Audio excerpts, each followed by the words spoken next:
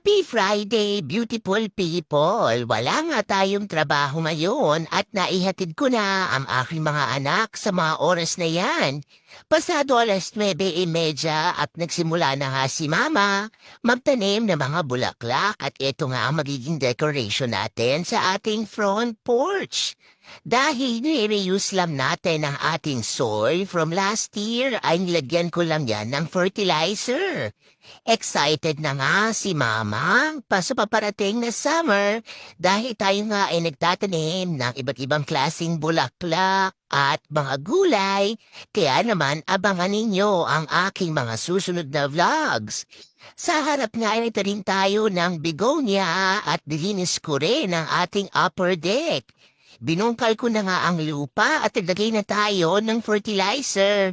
Ilagyan ko muna ng mga bulaklak ang ating mga planter boxes.